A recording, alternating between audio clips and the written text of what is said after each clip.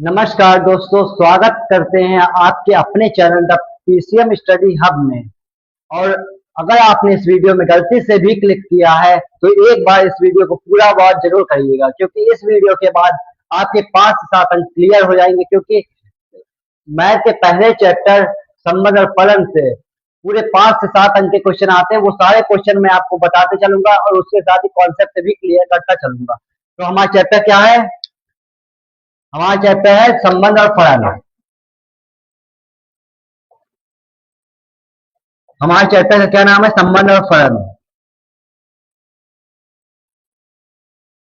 संबंध और फलन, जिसे इंग्लिश में क्या कहते हैं? इंग्लिश में कहते हैं रिलेशन एंड फंक्शन। ठीक है, तो संबंध सब पहले समझेंगे, संबंध और फिर समझेंगे फलन। तो संबंध समझने के लिए सबसे पहले हम लोगों को समझना पड़ेगा कि समुच्चय क्या है। चलिए अब समुच्चय के बारे में बात कर लेते हैं। समुच्चय क्या है? वस्तुओं का सुपरिभाषित संग्रह है। आसान भाषा में समझे तो एक लाइन की परिभाषा बनती है वस्तुओं का सुपरिभाषित संग्रह। ठीक है, चलिए समुच्चय देख लेते हैं। समुच्चय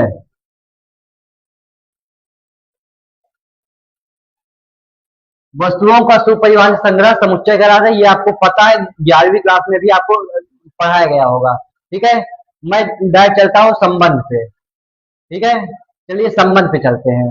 जैसे संबंध के लिए मैं दो समुच्चय ले लेता हूँ, एक ए ले लेता हूँ और एक बी लेता हूँ। ठीक है, हमने दो समुच्चय लिए, एक ए और एक बी। ठीक है, अब इन दोनों समुच्चयों में जो कोई उप समुच्चय होगा, क्या कहा मैंने कि ए और बी में, ए और बी में जो कोई उप समुच्चय होगा, उप समुच्चय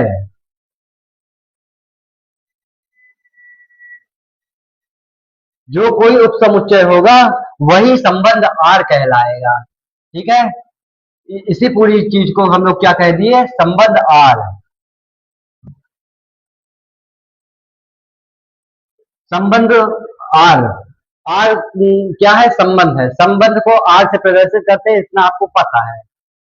जैसे कि थोड़ा हम इसके एग्जाम्पल पे चलते हैं। चलिए आइए आगे बढ़ते हैं। आगे बढ़े, चलिए आगे बढ़ते हैं। अब संबंध के एग्जाम्पल पे चले तो मान लीजिए कि ए है समुच्चय और एक समुच्चय बी है, और ए में एक दो तीन ऐसे अवयव है, बी में दो तीन चार। संबंध की बात हो रही है तो संबंध में हम लोग क्या करते हैं? एक का दूसरे से रिलेशन बनाते हैं, यानी कि संबंध स्थापित करते हैं। कैसे करेंगे? अब मान लीजिए ए का संबंध 3 से है, 2 का 4 से है, 3 का 2 से है। ऐसे हो सकता है? जरूर हो सकता है, क्यों नहीं हो सकता। ठीक है, तो अगर हम इसे लिखना चाहें तो कैसे लिखेंगे? संबंध आर बराबर क्या लिखेंगे? आर बराबर एक का संबंध किससे? 3 से, 1,3 एक ब्रैकेट में, और फिर उसके बाद 2 का संबंध किससे है? 4 से, और 3 का संबंध 2 से। ठीक है, ये हमारा हो गया संबंध आर। अगर हम इसे लिखना चाहें तो कैसे लिख सकते हैं? बहुत आसान बात भाषा में है। ये आपका पूरे खुले तरीके से हो गया। एक बंद तरीके से वाला भी होता है, वो मैं आगे चल के आपको समझाऊंगा। अब मैं चलता हूँ क्वेश्चंस की ओर। क्वेश्चन के साथ साथ आपका कॉन्सेप्ट भी क्लियर कर दूंगा। चलिए आगे बढ़ते हैं अपने क्वेश्चन की ओर। ठीक है, चलिए चलते हैं कुछ क्वेश्चंस की ओर चलते हैं। जैसे कि संबंध पे दो तरह के क्वेश्चन ज्यादातर बनते हैं।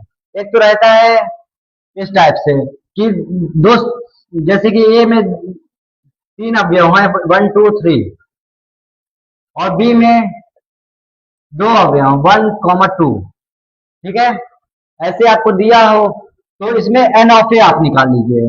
अगर आप एन ऑफ ए मतलब होता है अवयवों की संख्या, कुल अवयव कितने? 1 2 3, कुल 3 अवयव है तो हमने लिख दिया है बराबर में 3। और यहाँ पर एन ऑफ बी निकाल लेंगे। एन ऑफ बी अगर हम निकालेंगे तो एन ऑफ बी हमारा कितना आएगा? 1, एक ये 2। ठीक है, 2 हुआ तो हमारा एन ऑफ बी कितना आ जाएगा? 2। अब संबंध का सूत्र होता है, आपसे पूछेगा ए से बी में संबंधों की संख्या, तो ए से बी में संबंधों की संख्या क्या होगी? ए से बी में संबंधों की संख्या।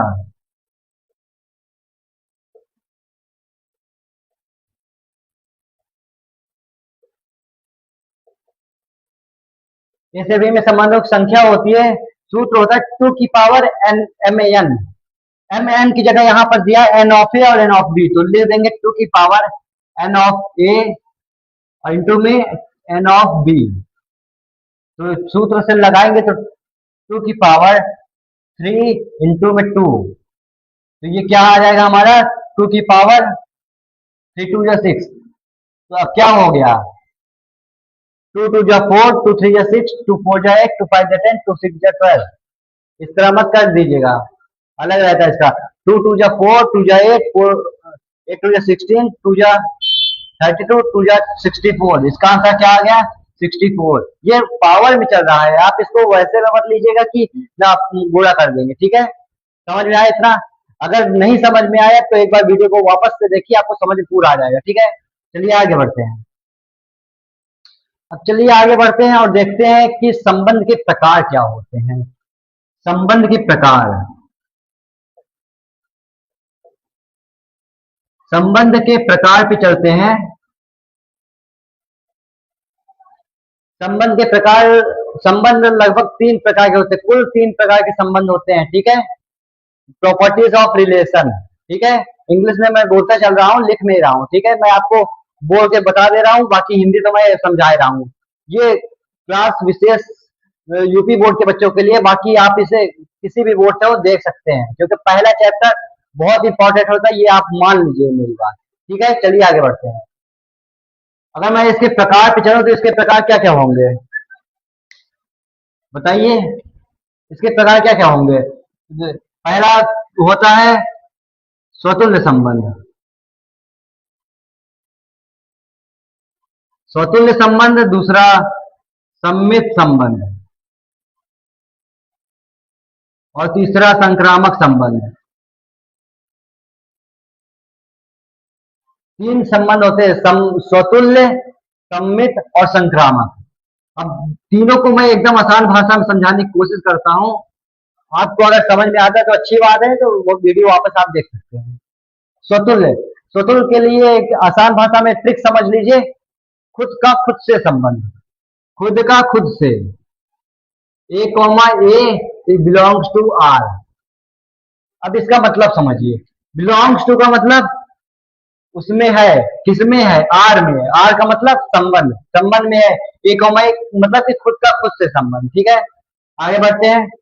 अब आते हैं सम्मित संबंध में। सम्मित संबंध में क्या होता है? सम्मित संबंध में पहले का दूसरे से है तो दूसरे का पहले से होना चाहिए। जैसे कि अगर मैं ले लूं 2 चीज, A comma B belongs to R, अगर ये है तो आपको B comma A belongs to R भी दिखाना पड़ेगा। अगर ये दोनों आप दिखा देते हैं तब तो आपका सम्मित संबंध कहलाएगा, वरना नहीं कहलाएगा। ठीक है, समझ में आया इतना? आगे बढ़े, चलिए आगे बढ़ते हैं। अगला क्या है? संक्रामक संबंध। संक्रामक संबंध 2 तरीके से होता है, चलिए दोनों तरीकों से समझते हैं। उसमें पहला तरीका होता है, ए का अगर बी से रिलेशन है, ए का बी से रिलेशन है, बी का सी से है।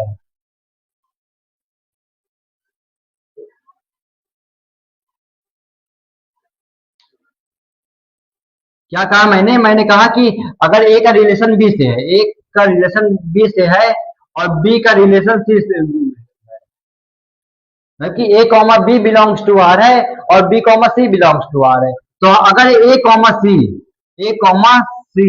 बिलोंग्स टू आर अगर आ जाता है तो ही हमारा संक्रामक संबंध होगा, वरना नहीं होगा। ठीक है, तो अगर ऐसी एक और कंडीशन बनती है, ये ए नंबर कंडीशन मैंने बता दी, ये बी नंबर कंडीशन है। बी नंबर में क्या होता है? जैसे कि अगर आपको मिल गया A comma B belongs to R, लेकिन B comma C belongs to R अगर आपको मिला ही नहीं, तो फिर आपको सिंपली डायरेक्ट आपको संक्रामक संबंध कह देना, उसमें कोई हर्ज नहीं है। ठीक है, सबसे आसान भाषा यही है। दोनों कंडीशन मैंने आपको बता दी, इसमें कोई गुंजाइश नहीं है कि ना समझने की। अगर फिर भी आपको नहीं समझ में आ रहा है तो आप कमेंट में बताइएगा, मैं और अच्छे तरीके से आपको बताने की कोशिश करूंगा। ठीक है, चलिए आगे बढ़ते हैं। यहाँ तक हो गया। अब एक और कंडीशन समझ लीजिए, अगर ये तीनों चीजें हैं, अगर स्वतुल्य, सममित और संक्रामक,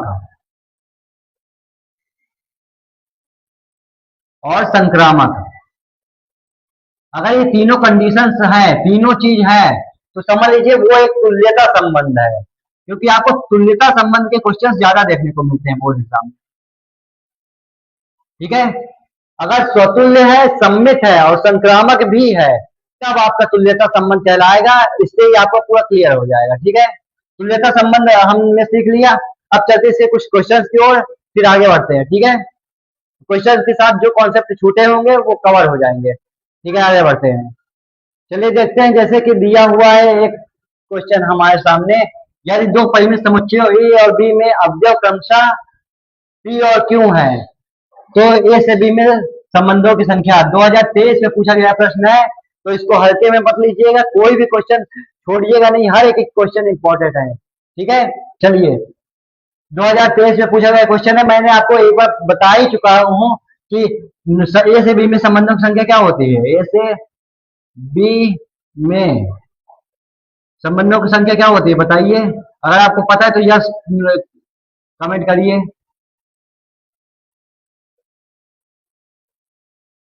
मैंने आपको बता चुका है कि अगर एक के अवयव देखिए, ए के अवयव कितने दिए पी और बी के अवयव क्यों दिए हैं। ठीक है, तो संबंधों की संख्या क्या हो जाएगी, 2 की पावर पी क्यू।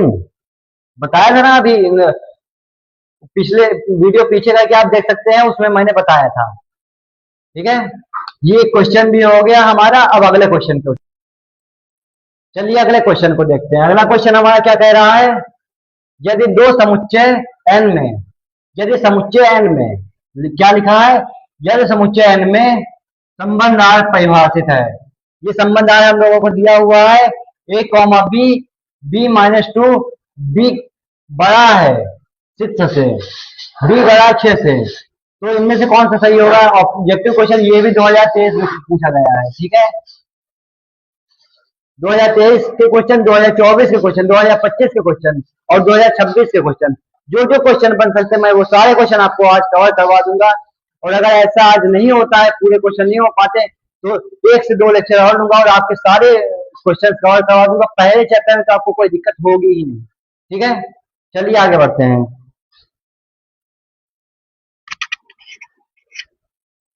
क्या लिखा हुआ है, 2,4 बिलोंग्स टू आर।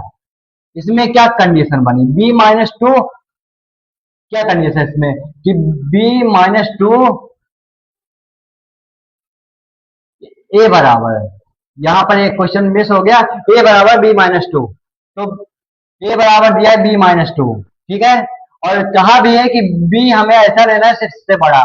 इसमें तो कोई, ये बी, ये 6 से बड़ा है ही नहीं, 6 से छोटा हो गया, तो ये तो कट गया। अगला क्या है, ये तो बड़ा है बी से, लेकिन अंतर कितने का हो गया, कितना अंतर देखना है। बी माइनस टू मतलब कि 8 में से अगर 3 माइनस कर दें तो ए आ जाए, ए बी 8 में से 2 माइनस कर दे तो ए आ जाए। तो क्या 8 में से 2 माइनस करेंगे 6 आएगा, 3 आएगा ही नहीं, तो ये वाला भी गलत हो गया। अगला क्या है, 6,8 बिलोंग्स टू आर। अब इसमें देखिए, बी देखिए 6 से बड़ा है, चलिए एक कंडीशन तो अप्लाई हो गई। अब अगली कंडीशन क्यों चलते हैं, 6, अगर 8 में से 6 को माइनस कर दें, 8 माइनस 6 कर दें, 8 माइनस 2 कर दें, क्योंकि यहाँ 2 माइनस करने को बोला है, तो 8 में से अगर 2 माइनस कर दे तो हमारा क्या आ जाएगा बताइए, 6 आ जाएगा। तो ये ऑप्शन इज राइट। अभी आप कहेंगे कि ये वाला ऑप्शन क्यों नहीं सही हुआ, तो ये वाले ऑप्शन में 7 लिखा है, यहाँ 6 से बड़ा तो है, लेकिन 7 में से 8 जाएगा तो माइनस का 1 आएगा, जो कि पॉसिबल नहीं है। हमसे क्या कहा है कि लाना क्या है वो ध्यान दीजिए। ठीक है, ये 8 लिखा हुआ है, समझ गए। आगे बढ़े, चलिए आगे बढ़ते हैं।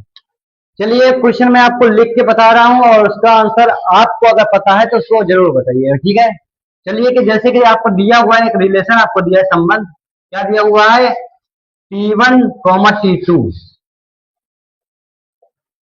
इस ब्रैकेट में घेर दिए और ये लगा दिए। इसका मतलब होता है इस प्रकार। ठीक है, इसका मतलब क्या होता है, इस प्रकार। क्या होता है इसका मतलब इस प्रकार। ठीक है, आगे बढ़े, आगे करते हैं। सच दैट, इसको बोलते हैं सच दैट। इसका मतलब क्या होता है, इस प्रकार T1 T2 के समरूप है।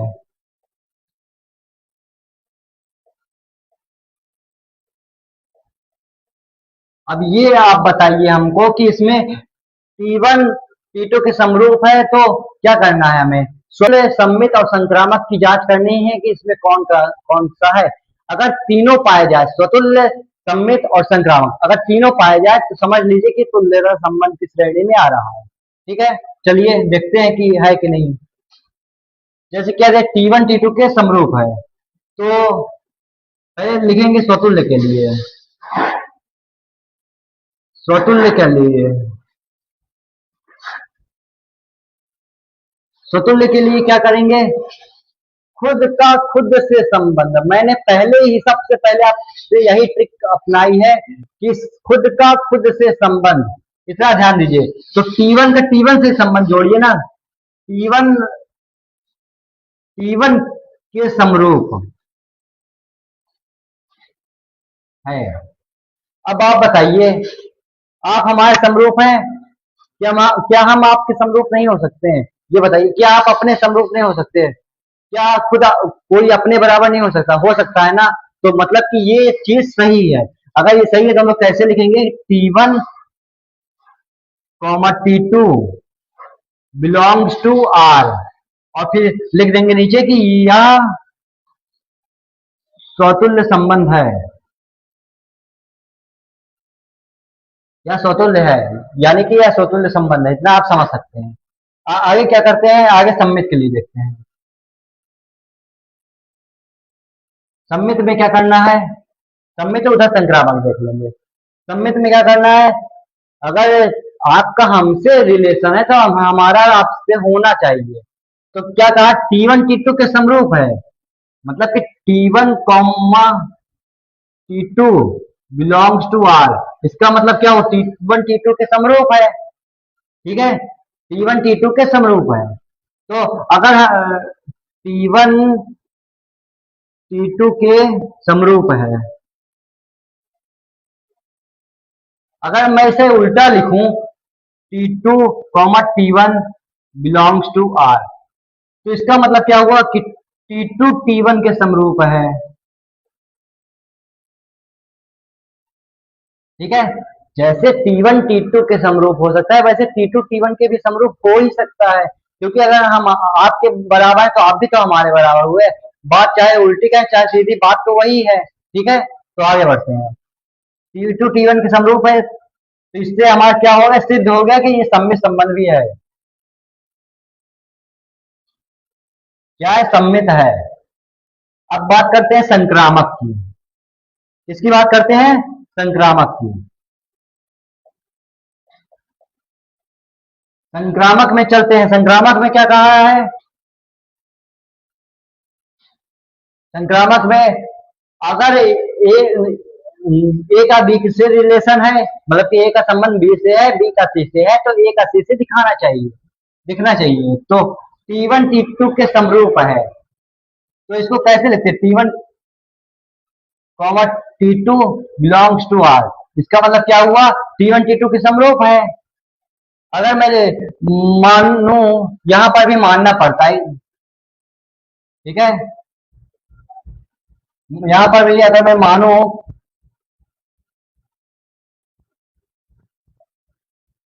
अगर मैं मानू, माना T1 T2 के समरूप है, T1 T2 के समरूप है, मतलब कि वो रिलेशन में आ रहा है। रिलेशन लिखा है तो मतलब वही हुआ कि T1 T2 के समरूप है, तो वो रिलेशन में आ रहा है। तो अगर मैं एक चीज और मान लूं कि T2 T3 के समरूप है, हम मान तो सकते ही हैं। मान लिया हमने कि T2 T3 के समरूप है। अगर T2 T3 के समरूप है तो इतना तो आप समझ सकते हैं कि T1 T3 के समरूप लाना है हमें। कैसे लाएंगे, अब लिखेंगे। अब आप बताइए पहले हमको कि अगर हम आपके बराबर हैं और आपके बराबर कोई दूसरा है, तो क्या हम उस दूसरे के बराबर नहीं हो सकते हैं। इसलिए हम कह सकते हैं T1 comma T3 belongs to R। और अगर जैसे ये सिद्ध होता है वैसे आपको पता चल जाएगा ये संक्रामक संबंध है, संक्रामक है। हमने आपको क्या बताया था, अगर स्वतुल्य निकल आए, सम्मित निकल आए और संक्रामक भी निकल आए तो क्या कहलाएगा, ये स्वतुल्यता संबंध। क्या कहलाएगा, तुल्यता संबंध। नीचे जगह नहीं है इसलिए मैंने ऊपर लिख दिया, तुल्यता संबंध। ठीक है, अगर ये क्वेश्चन आपको समझ में आए तो इस तरह के बहुत से क्वेश्चन बनते हैं जो आपके बोर्ड एग्जाम में पूछे ही जाएंगे। ठीक है, इसलिए इस क्वेश्चन को आप नोट कर लीजिए। राइटिंग में थोड़ा दिक्कत है, मैं कुछ दिनों में सुधार लूंगा, अभी पहला दिन था तो ज्यादा अच्छे से नहीं हो पाया। ठीक है, चलिए आगे बढ़ते हैं। जैसे कि आपने देखा कि हमने कुछ क्वेश्चन किए, क्वेश्चन तो कर लिए, लेकिन इसमें आपने एक बात नोटिस की होगी, जो बात हो रही है वो केवल एक रॉ से के लिए हो रहे हैं, मतलब कि खुद का खुद से संबंध, मतलब खुद का खुद से रिलेशन। जैसे कि अगर हम संबंध ए लें बी लें, ए लें बी लें, ये हो ए हो गया और ये बी हो गया, और अगर इसमें 1 2 3 ले लें, 2 4 9 ले लें, तो ये संबंध हम लोग नहीं पढ़ रहे हैं। हम लोग पढ़ रहे हैं कौन सा, हम लोग पढ़ रहे हैं ए का ए से संबंध। ठीक है, ए का बी से नहीं पढ़ रहे हैं हम लोग, ए से ए का ए से ही पढ़ रहे हैं। तो ये बात ध्यान रखिएगा, मैं बताना भूल गया था, अब मैंने बता दिया है, बाकी आगे के वीडियो में मैं कवर कर लूंगा फिर से। ठीक है, चलिए आगे बढ़ते हैं। ये वाला क्वेश्चन क्या कह रहा है, ये क्वेश्चन मैंने पूरा नहीं लिखा है, मैं लिख के समझाऊंगा इसको। दिया है यदि ए बराबर 1,2 बी बराबर 3 4 5, मतलब कि 3 4 5, तो हमें निकालना क्या, हमें निकालना है ए से बी में संबंधों की संख्या। ये तो बड़ा आसान निकल गया क्योंकि ये मैंने 2 बार बता चुका है। तो पहले निकालेंगे N of A. N of A मतलब ए समुच्चय ए में अवयवों की संख्या क्या है, 1 और 2, कुल 2 अवयव है, 2 लिख देंगे। और एन ऑफ बी कितना है, 1 2 3, तो यहाँ 3 लिख देंगे। अवयव गिनना है, ये नर गिन लीजिएगा। ठीक है, अवयव गिनना है, तो संबंधों की संख्या क्या हो जाएगी, ए से बी में संबंधों की संख्या।